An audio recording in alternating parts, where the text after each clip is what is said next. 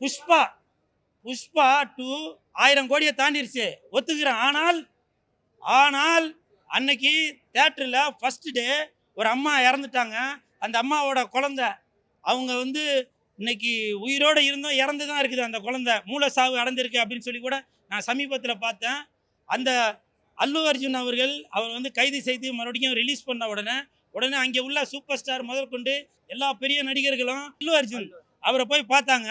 ஆனால் அந்த பாதிக்கப்பட்டவங்களை போய் யாருன்னா போய் பார்த்தாங்களா? இல்லை. ஏதோ பணம் கொடுத்தாங்க அப்படி இப்படின்னு சொன்னாங்க. பணம் ரெண்டாவதுங்க. அந்த குழந்தை இறந்து போன அந்த அந்த அம்மா வந்து திரும்ப கிடப்பாங்களா? அந்த அந்த அந்த குடும்பத்தோட வம்சமே போயிடுச்சு. அதனால நான் வந்து இதை வந்து வன்மையாக கண்டிக்கிறேன். இப்பவும் சொல்கிறேன், எந்த ஒரு நடிகராக இருந்தாலும் சரி, அது Rajini sir, Kamal sir, Ajith sir, Vijay sir, cool சுரேஷாக இருந்தாலும் சரி, எந்த ஒரு நடிகராக இருந்தாலும் ரசிகர்கள் இல்லை என்றால் அவங்க வந்து நடிகரே இல்லை. புரியுதுங்களா? இந்த நேரத்தில் அதை வந்து நான் வன்மையாக கண்டிக்கிறேன். உடனே அந்த தெலுங்கு நடிகர் எல்லாரும் அந்த பாதிக்கப்பட்ட அந்த குடும்பத்திற்கு நீங்கள் இழப்பீடு கொடுக்குற 2வது பட்சம் அவங்களோட ஹாஸ்பிட்டலில் போய் அந்த குழந்தையோட நலனை விசாரிங்க. அந்த குடும்பத்துக்கு தேவையான லைஃப் செட்டில்மெண்ட்டை கொடுங்க. புரியுதுங்களா? லைஃப் செட்டில்மெண்ட்டை கொடுங்க. ஒன்றும் தப்பு இல்லை. ஏன்னா இன்னைக்கு ரசிகர்கள் 200 ரூபா 300 ரூபா கொடுத்து 400 ரூபா கொடுத்து பார்க்கறதால தான் இன்னைக்கு நீங்கள் வந்து அந்த காரில் போகிற, இந்த காரில் போகிற, தனியாக ஒரு ஃப்ளைட்டில் போகிற, கோவாக்கு கல்யாணத்துக்கு போகிற, எல்லாமே நடக்குது. ஆனால் அந்த ரசிகர்கள் இல்லை என்றால் எதுவுமே இல்லை. நீ எவ்வளோ பெரிய அப்பா டக்கராக இருந்தாலும் சரி, அந்த படம் ஓடணும்னா ரசிகர்கள் தான் முக்கியம். அதனால தயவு செய்து சொல்கிறேன், அந்த தெலுங்கு இண்டஸ்ட்ரியில் உள்ள பெரிய நடிகர்கள் எல்லோரும் அந்த பாதிக்கப்பட்ட அந்த புஷ்பா 2 படம் பார்க்க போன அந்த பாதிக்கப்பட்ட குடும்பத்துக்கு போய் உங்களால் முடிஞ்ச உதவியை செய்யுங்க. நல்லா தாராளமாக செய்யுங்க.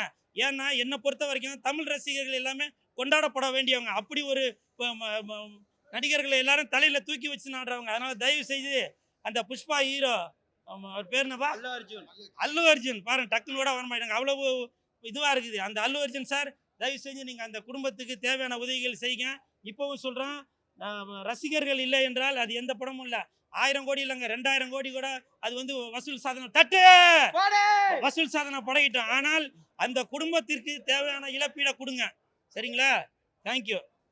என்ன சார், நீங்கள் பிக் பாஸை பற்றி கேட்காதீங்க சார். இன்னைக்கு தமிழகமே அமைதி பூங்காவாக இருக்குது. புரியுதுங்களா? தமிழகம் அமைதி பூங்காவாக இருக்குது. ஆனால் பிக் பாஸ்ன்ற இந்த நிகழ்ச்சினால இன்னைக்கு வந்து தமிழகத்தை வந்து சீர்குலைச்சிட்டு இருக்காங்க. நேற்று அந்த பையன் பேர் என்ன, ராணவா, அவன் கையை உடச்சி வச்சிருக்காங்க. அவனுக்கு கை உடஞ்சிது, வேற எதுனா உடஞ்சிது, அவனுக்கு எப்படி குழந்தை பிறக்கும்? அவன் குடும்பத்துக்கு யாரு பதில் சொல்றது? பிக் பாஸ்ன்ற ஒரு நிகழ்ச்சியை நடத்திட்டு இருக்கீங்க, என்ன விளையாட்டு காமிச்சிட்டு இருக்கீங்களா? இன்னைக்கு வந்து தமிழகத்தில் வந்து எந்த ஒரு சண்டை சச்சரவு இல்லாமல் அமைதியாக போயிட்டு இருக்கு இன்னைக்கு இந்த திமுக அரசுனால. ஆனால் நீங்கள் வந்து என்ன பண்ணுறீங்க, பிக் பாஸ்ன்ற ஒரு நிகழ்ச்சியை வச்சு வீட்டுக்குள்ளே சண்டை மூட்டி விட்டு, இதெல்லாம் வந்து அக்கம் பக்கத்தில் நடக்காத விஷயங்களாம். நன்றி சார், இந்த மாதிரி நீங்கள் பண்ணிட்டு போறீங்க, அது மிகப்பெரிய தவறு. இப்பவும் சொல்கிறேன், தமிழக அரசே உங்களை தயவு செஞ்சு கேட்டுக்கொள்கிறேன், பிக் பாஸ் நிகழ்ச்சியை தடை செய்யுங்க. அடுத்து பிக் பாஸ் 9 வரவே கூடாது. புரியுதுங்களா? நன்றி. என்னவா போனதாங்க தெரியுது, அது ஜெயிலா என்னதுன்ற போனதானே தெரியுது. அது மிகப்பெரிய ஒரு கொடுமையான விஷயம். பல விஷயங்கள் நடக்குது. நான் வந்து பிக் பாஸ் சீசன் 7ல் இருந்தேன். அப்போ அங்கே நடந்ததெல்லாம் களை எடுத்து வச்சேன். ஆனால் இப்போ வந்து எதுவுமே சொல்ல முடியல. அப்படி ஒரு அசிங்கமான செயலாம் நடந்துட்டுருக்கு. தயவு செஞ்சு தமிழக அரசே பிக் பாஸ் சீசன் 8 தடை செய்யுங்க. புரியுதுங்களா? அப்போ தான் தமிழகம் வந்து அமைதி பூங்காவாக இருக்கும். இந்த நேரத்தில் உதயநிதி ஸ்டாலின் அவர்களுக்கு நான் வந்து மன்றாடி கேட்டுக்கொள்கிறேன், பிக் பாஸ் 8 தடை செய்யுங்க. நான் வணங்கானுக்கு போயிட்டு வரேன், வணங்கி போயிட்டு வரேன். நன்றி. என் தானே தலைவன் எஸ்டிஆர் அவர்கள் நடித்த மாநாடு, அந்த படத்தின் தயாரிப்பாளர் திரு சுரேஷ் காமாட்சி அவர்களுடைய தயாரிப்பு தான் இந்த வணங்கான். மாநாடு படம் வந்து சிம்பு அவர்களுக்கு மட்டுமல்ல, என் தலைவன் எஸ்டிஆர் அவர்களுக்கு மட்டுமல்ல, எனக்கும் ஒரு திருப்பு முனையாக தான் அமைஞ்சுது. மக்கள் எல்லாரும் திருப்பி பார்க்குற மாதிரி ஒரு மாநாடாக அமைஞ்சுது. மக்களோட மாநாடாக இருந்துச்சு, மலேசியாவின் மாநாடாக இருந்துச்சு, மாவட்டத்தோட மாநாடாக இருந்துச்சு, என்னை மனிதனாக்கிய மாநாடாக இருந்துச்சு, மஞ்சள் பூசி வரவேற்ற மாநாடாக இருந்துச்சு, மழை தூவும் மாநாடாக இருந்துச்சு, மாங்கனி கொடுத்த மாநாடாக இருந்துச்சு. இப்படி பலருக்கும் பல ரொம்ப இன்ட்ரெஸ்டிங்கான அந்த விஷயத்தில் இருந்த அந்த மாநாடு, அந்த படத்தோட தயாரிப்பாளர் திரு சுரேஷ் காமாட்சி அவர்களுடைய வெற்றி படைப்பு இந்த வணங்கான்.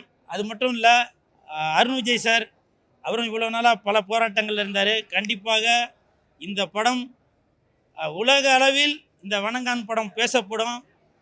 அப்புறம் பாலா சார் 25 வருடங்களாவது இந்திய சினிமாவில்.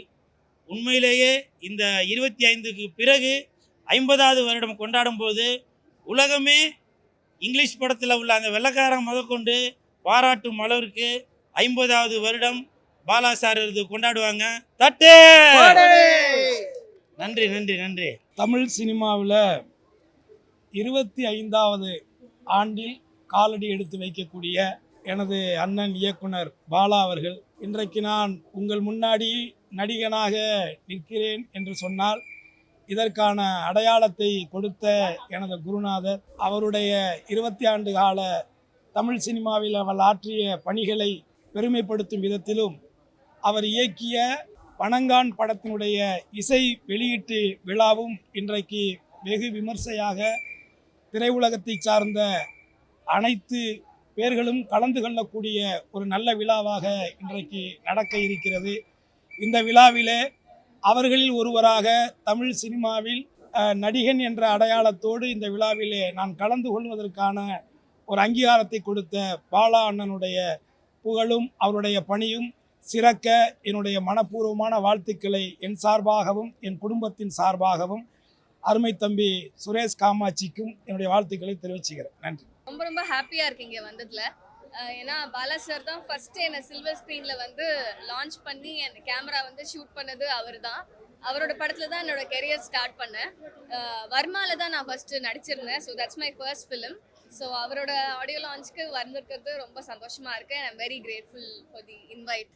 Very excited. Thank you so much. Bala சாரோட 25 ஆண்டுகள் ரொம்பவே சந்தோஷமாக இருக்குது. ஏன்னா பாலா சாரை பார்த்து சினிமாவுக்கு வந்த ஆட்களில் நானும் இருந்தேன். அவரோட 25வது ஆண்டு விழாவிலையும் இந்த வணங்கான் ஆடியோ லான்ச்லேயும் கலந்துக்கிறது ரொம்ப சந்தோஷம். நிச்சயமாக பாலா சார் தொடர்ந்து நல்ல படங்கள் எடுப்பார், வெற்றி கொடுப்பார் அப்படிங்கிற நம்பிக்கையில் நிகழ்ச்சி கலந்து. தேங்க்யூ. இயக்குனர் பாலா அவர்கள் ஒரு உலகத்தரம் வாய்ந்த ஒரு non comparable director, having world touch sense of cinema. ஒரு கொரியன், ஒரு அமெரிக்கன், பல வெளிநாட்டு படங்கள் கூட போட்டி போடுகிற அளவுக்கு ஒரு, அதாவது இந்த ஜாதி மதம் இனம் நாடு இதுகளுக்கெல்லாம் அப்பாற்பட்டு மக்களுடைய வாழ்வியலை சரியாக படம் பிடித்த ஒரு இயக்குனராக நான் பார்த்துக்கிட்டு இருக்கேன். பிதாமகனாக இருக்கட்டும், அந்த விக்ரம், அப்புறம் அந்த சூர்யா, அவங்களாம் அவன் நடிக்கிறாங்கன்னே அதில் சொல்ல முடியாது. சூர்யாலாம் இந்த லைலா அவங்க கூட வர்ற காட்சிகள் எல்லாம் எப்போது அந்த பாடல் காட்சியெலாம் வந்தால் அது மறக்க முடியாது. அது அப்படிப்பட்ட அழியாத ஒரு பாதிப்பை ஏற்படுத்தக்கூடிய அளவுக்கு தான் பண்ணியிருக்கார். நான் கடவுளாக இருக்கட்டும், நான் கடவுள் ஒரு உண்மத்தம் பிடித்த ஒரு கதாநாயகன் ஆர்யாவை ஒரு வித்தியாசமாக காமிச்சிருப்பார். சேது லாங் பேக் ரொம்ப நாள் முன்னாடி நான் ரெட் இண்டியன்ஸ் ஏதோ ஒரு மலையாள படம் நடிச்சிட்டு இருந்தேன் வயநாட்டில். அப்போது வந்தார். ரொம்ப சேது அந்த விக்ரமன் உடம்பெல்லாம் உள்ளே ஒட்டி அப்படியே மொட்டை அடித்து நான் பதறி போயிட்டேன், என்னாச்சு அப்படின்னு. அப்புறம் தான் சொன்னார், இந்த பாலா படம் ஒன்று சேது ஒன்று நடிக்கிறேன் அப்படின்னு. அது எவ்வளோ பாதிப்பு ஏற்படுத்துச்சுன்னு உங்களுக்கு தெரியும். அவர் இன்னும் நிறைய போக வேண்டியிருக்கு, அவர் பண்ண வேண்டியிருக்கு. ஒரு சிறந்த ஒரு இயக்குனர்னு சொல்ல முடியாது. அதாவது அந்த வட்டத்துக்குள்ளேயெல்லாம் அவர் அடைக்க முடியாது. அவர் ஹாலிவுட்டெல்லாம் மிஞ்சுற அளவுக்கான படங்கள் இனிமேல் எடுப்பார்னு நம்பிக்கை இருக்குது. இந்த வணங்கானின் வாழ்த்துக்கள், வெற்றி பெற வாழ்த்துக்கள். நன்றி. எல்லாருக்கும் வணக்கம். முதல்ல 25 ஆண்டுகள் கடந்து வந்திருக்க இந்த திரைப்பயணத்துல கடந்து வந்திருக்க பாலா சாருக்கு மிகப்பெரிய வாழ்த்துக்கள் சார். உங்களுடைய படங்களை பார்த்து சின்ன பிள்ளையில இருந்து வளர்ந்துட்டு வந்தவன் நாங்க. இன்னைக்கு உங்களை இந்த இடத்துல பார்க்கும்போது எங்களுக்கு அவ்வளோ சந்தோஷமா இருக்கு சார். அண்ட் வணங்கானோட ஆடியோ லான்ச்சும் இன்னைக்கு இருக்கு. திரைப்பட குழுவினர் எல்லாருக்கும் என்னுடைய மனமார்ந்த வாழ்த்துக்கள். படம் வெற்றியடைய வாழ்த்துக்கள். இன்று பாலா சாரோட வணக்கான படத்தோட இசை வெளியீடு, அதோட அவருடைய 25வது வருஷ திரைப்பயணம். ஒரு சேது படம் ரிலீஸ் ஆகி இன்னைக்கு 25 வருஷம் ஆயிடுச்சு. 25 வருஷங்கிறது ஒரு இயக்குனருங்கிறது மிகப்பெரிய ஒரு சாதனை. 20 வருஷமாக ஒருத்தர் திரையுலகில் தன் ஆளுமையோடு இருக்காங்கிறது அதை விட மிகப்பெரிய சாதனை. பாலா சார் வந்து எல்லா இயக்குனருக்கும் சரி, உதவி இயக்குனருக்கும் சரி, ஒரு உதாரணமாக விளங்கக்கூடிய ஒரு இயக்குனர். அவருடைய முதல் வெற்றி வந்து சாதாரணமாக அமைஞ்சிடல. சேது படம் ரிலீஸ் ஆகுறதே மிகப்பெரிய ஒரு போராட்டத்துக்கு அப்புறம் தான் ரிலீஸ் ஆச்சு. போராட்டத்தை படம் ரிலீஸ் பண்ணார், போராட்டத்தை ஒரு படத்தை வெற்றியடை வச்சார். அந்த வெற்றி இன்று வரைக்கும் தொடர்ந்துக்கிட்டு இருக்கு. இந்த 25 வருஷம்ல இன்னும் 50 வருஷம் தாண்டி அவர் திரையுலகில் சாதனை புரியணும்னு எல்லாம் இறைவனை வேண்டுகிறேன். நன்றி.